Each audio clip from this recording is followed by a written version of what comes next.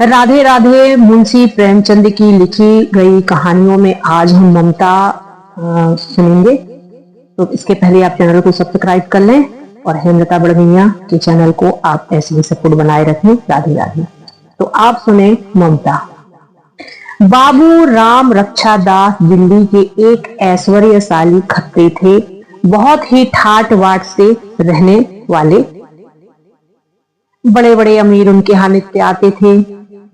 वे आए हुए का आदर सत्कार ऐसे अच्छे ढंग से करते थे कि इस बात की धूम सारे मोहल्ले में थी।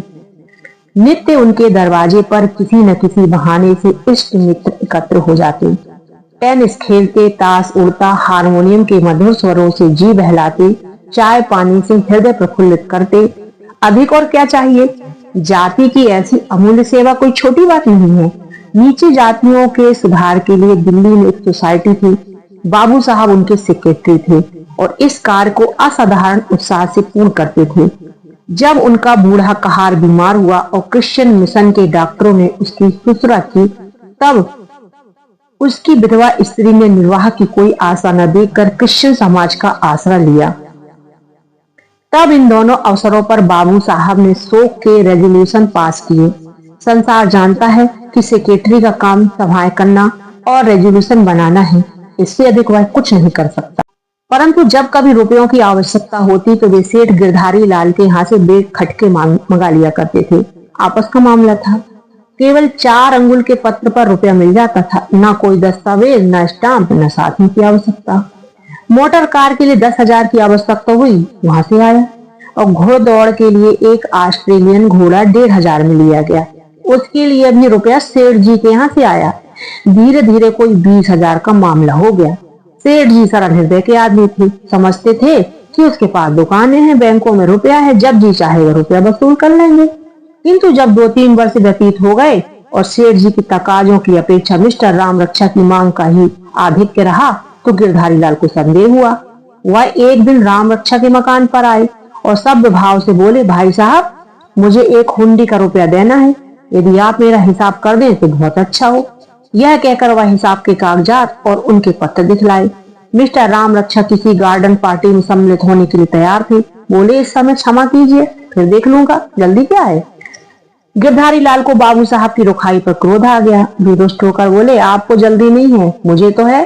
200 रुपये मासिक की मेरी हानि हो रही है। मिस्टर के असंतोष प्रकट करते हुए घड़ी देखी। पार्टी का समय बहुत करीब था।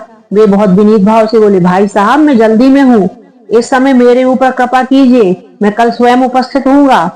सेठ जी एक मानवीय और धन संपन्न आदमी थे। वे राम रक्षा के कुरुचिपूर्ण व्यवहार पर जल गए। मैं इनका महाजन हूँ, इनसे धन में, मान में, ऐश्वर्य में बढ़ा हुआ हूँ। चाहूं तो ऐसों को नौकर रख लूं, इनके दरवाजे पर आऊं और आदर सत्कार की जगह उल्टे ऐसा रूखा बरताओ। यह हाथ बांधे मेरे सामने न खड़ा रही, किंतु क्या मैं पान इलायची इत्यादि से सम्मान करने योग्य नहीं। वे तिनक कर बोले, अच्छा तो कल हिसाब साफ हो जाए। राम रक्षा ने अकड़ कर उत्तर दिया, हो जाएगा। राम रक्षा के गौरवशाल हृदय पर सेठ जी के इस बर्ताव का प्रभाव कुछ खेदजनक असर न हुआ। इस काट के कुंदे ने आज मेरी प्रतिष्ठा धूल में मिला दी। वह मेरा अपमान कर गया। अच्छा, तुम भी इस दिल्ली में रहते हो और हम भी यही हैं। निदान दोनों में गांठ पड़ गई। बाबू साहब की तबीयत ऐसी गिरी, हृदय में ऐसी चिंता उत्पन्न हुई कि पार्टी में आने का ध्यान जाता रहा। वे देर तक इसी उलझन में पड़े रहे। फिर सूट उतार दिया और सेवक बोले, जा मुनीम जी को बुला ला। मुनीम जी आए। उनका हिसाब देखा गया। फिर बैंकों का अकाउंट देखा, किंतु ज्यों का त्यों इस घाटी में उतरते गए, त्यों त्यों अंधेरा बढ़ता गया। बहुत कुछ टटोला, कुछ हाथ ना आया। अंत में निराश होकर वे आराम कुर्सी पर पड़ गए और उन्होंने एक ठंडी सांस ली। दुकानों का माल बिका, किंतु रुपया बकाया में पड़ा हुआ था। कई ग्राहकों की दुकानें टूट गई और उन पर जो नगद रुपया बकाया था वह डूब गया। कलकत्ते के आढ़तियों से जो माल मंगाया था, रुपए चुकाने की तिथि सिर पर आ पहुंची और यहाँ रुपया वसूल न हुआ। दुकानों का यह हाल, बैंकों का इससे भी बुरा। रात भर वे इसी चिंताओं में करवटें बदलती रहे। अब क्या करना चाहिए। गिरधारी लाल सज्जन पुरुष हैं। यदि सारा हाल उसे सुना दूं तो अवश्य मान जाएगा, किंतु यह कष्टप्रद कार्य होगा कैसे। ज्यों ज्यों प्रातः काल समीप आता था, त्यों त्यों उनका दिल बैठा जाता था। कच्चे विद्यार्थी की जो दशा परीक्षा के सन्निकट आने पर होती है, यही हाल इस समय राम रक्षा का था। वे पलंग पर से न उठे, मुंह हाथ भी न धोया, खाने को कौन कहे। इतना जानते थे कि दुख पड़ने पर कोई किसी का साथी नहीं होता, इसीलिए एक आपत्ति से बचने के लिए कई आपत्तियों का बोझ न उठाना पड़े, इस ख्याल से मित्रों को इन मामलों की खबर तक न दी। जब दोपहर हो गया और उनकी दशा ज्यों की त्यों रही, तो उनका छोटा लड़का बुलाने आया। उसने बाप का हाथ पकड़कर कहा, लाला जी, आप दाने क्यों नहीं तलते? राम रक्षा, भूख नहीं है। क्या काया है? मन की मिठाई। और क्या काया है? मार। किसने मारा है? गिरधारी लाल ने। लड़का रोता हुआ घर में गया और इस मार की चोट को देर तक रोता रहा। अंत में तस्तरी में रखी दूध की मलाई ने उसकी चोट पर मरहम का काम किया। रोगी को जब जीने की आशा नहीं रहती तो औषधि छोड़ देता है। मिस्टर राम रक्षा जब इस गुत्थी को न सुलझा सके तो चादर तान ली और मुंह लपेट कर सो रहे। शाम को एकाएक उठकर सेठ जी के यहाँ पहुंचे और कुछ असावधानी से बोले, महाशय, मैं आपका हिसाब नहीं कर सकता। सेठ जी घबराकर बोले, क्यों? राम रक्षा, इसलिए कि मैं इस समय दरिद्र निहंग हूं, मेरे पास एक कौड़ी भी नहीं है। आपका रुपया जैसे चाहे वसूल कर लें। यह आप कैसी बातें कहते हैं? राम रक्षा, बहुत सच्ची सेठ, दुकानें नहीं है। राम रक्षा, दुकानें आप मुफ्त में ले जाओगे। सेठ, बैंक के हिस्से? राम रक्षा, वह कब क्यों उड़ गए? सेठ, जब यह हाल था तो आप उचित नहीं था कि मेरे गले पर छुरी फेरते। राम रक्षा भी मानते, मैं आपके यहाँ उपदेश सुनने के लिए नहीं आया हूँ। यह कहकर मिस्टर राम रक्षा वहां से चल दिए। शेठ जी ने तुरंत नालिश कर दी। 20,000 मूल, 5,000 ब्याज, डिग्री हो गई। मकान नीलाम पर चढ़ा। 15,000 की जायदाद 5,000 में निकल गई। 10,000 की मोटर 4,000 में बिकी। सारी संपत्ति उड़ जाने पर कुल मिलाकर 16,000 से अधिक रकम न खड़ी हो सकी। सारी गृहस्थी नष्ट हो गई, तब भी 10,000 के ऋणी रह गए। मान बढ़ाई, धन दौलत सभी मिट्टी में मिल गए। बहुत तेज दौड़ने वाला मनुष्य प्राय मुंह के बल गिर पड़ता है। यह बात सत्य है। इस घटना के कुछ दिनों पश्चात दिल्ली म्यूनिसिपैलिटी के मेंबरों का चुनाव आरंभ हुआ। इस पद के अभिलाषी वोटरों की सजाएं करने लगी। दलालों के भाग्य उदय हुए। सम्मतियां मोतियों की तौल बिकने लगी। उम्मीदवार मेंबरों के सहायक अपने अपने मुवक्किल के गुणगान करने लगे। चारों ओर चहल पहल मच गई।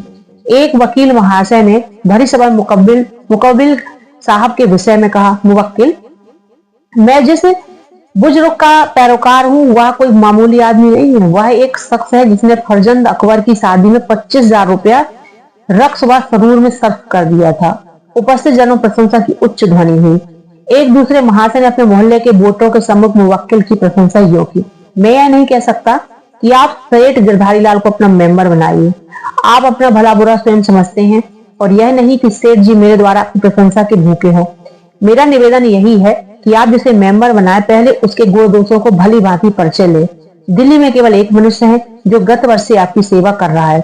वह केवल एक आदमी है जिसने पानी पहुंचाने, स्वच्छता प्रबंधों में धार्मिक धर्म भाव से सहायता दी है। केवल एक पुरुष है जिसको श्रीमान वायसराय के दरबार में कुर्सी पर बैठने का अधिकार प्राप्त है और आप सब महाशय से जानते भी हैं। उपस्थित जनों ने तालियां बजाई। सेठ गिरधारी लाल के मोहल्ले में उनके एक प्रतिवादी थे। उनका नाम था मुंशी फैजुल रहमान खां। बड़े जमींदार और प्रसिद्ध वकील थे। बाबू राम रक्षा ने अपनी दृढ़ता, साहस, बुद्धिमत्ता और मृदु भाषण से मुंशी जी साहब की सेवा करनी आरंभ की। सेठ जी को परास्त करने का यह अपूर्व अवसर हाथ आया। वे रात और दिन इसी धुन में लगे रहते। उनकी मीठी और रोचक बातों का प्रभाव उपस्थित जनों पर अच्छा पड़ता।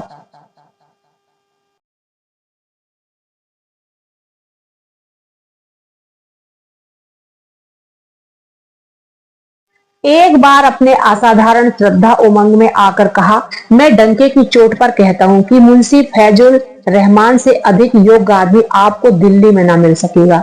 वह एक आदमी है जिसकी गजलों पर कवि जनों में वाह वाह मच जाती है। ऐसे श्रेष्ठ आदमी की सहायता करना मैं अपना जाति और सामाजिक धर्म समझता हूँ। अत्यंत शोक का विषय है कि बहुत से लोग इस जाति और पवित्र काम को व्यक्तिगत लाभ का साधन बनाते हैं। धन और वस्तु है। श्रीमान वायसराय के दरबार में प्रतिष्ठित होना और वस्तु, किंतु सामाजिक सेवा और जाति चाकरी और की चीज है। वह मनुष्य जिसका जीवन ब्याज प्राप्ति, बेईमानी, कठोरता और निर्दयता और सुख विलास व्यतीत होता हो, इस सेवा के योग कदापि नहीं है। सेठ गिरधारी लाल इस अनियुक्तिपूर्ण भाषण का हाल सुनकर क्रोध से अलग हो गए। मैं बेईमान हूँ, ब्याज का धन खाने वाला हूँ, विषय हूँ, कुशल हुई जो तुमने मेरा नाम नहीं लिया, किंतु अब तुम मेरे हाथ में हो। मैं तुम्हें जिस तरह चाहूं बचा सकता हूँ। खुशामदी ने आग पर तेल डाला। इधर राम रक्षा अपने काम में तत्पर रहे, यहाँ तक कि वोटिंग डे आ पहुंचा। मिस्टर राम रक्षा को उद्योग में बहुत कुछ सफलता प्राप्त हुई। आज वे बहुत प्रसन्न थे। आज गिरधारी लाल को नीचा दिखाऊंगा। आज उसका नाम पड़ेगा कि धन संसार के कई पदार्थों को इकट्ठा नहीं कर सकता। जिस समय फैजुर रहमान के वोट अधिक निकलेंगे और मैं तालियां बजाऊंगा, उस समय गिरधारी लाल का चेहरा देखने योग्य होगा। मुंह का रंग बदल जाएगा, हवाइयां उड़ने लगेगी, आंखें न मिला सकेगा, शायद फिर मुझे मुंह भी ना दिखा सके। इन्हीं विचारों में मग्न राम रक्षा शाम को टाउन हॉल में पहुंचे। उपस्थित जनों बड़ी उमंग के साथ उनका स्वागत किया। थोड़ी देर बाद वोटिंग आरंभ हुई। मेंबरी मिलने की आशा रखने वाले महानुभाव अपने अपने भाग का अंतिम फल सुनने के लिए आतुर हो रहे थे। 6 बजे चेयरमैन ने फैसला सुनाया। सेठ जी की हार हो गई। फैजुर रहमान ने मैदान मार लिया। राम रक्षा ने हर्ष के आवेग में टोपी हवा में उछाल दी और स्वयं भी कई बार उछल पड़े। मोहल्ले वालों को अचंभा हुआ। चांदनी चौक से सेठ जी को हटाना मेरू को स्थान से उखाड़ना था। सेठ जी के चेहरे से राम रक्षा को जितनी आशाएं थी, वे सब पूरी हो गई। उनका रंग फीका पड़ गया था। खेद और लज्जा की मूर्ति बने हुए थे।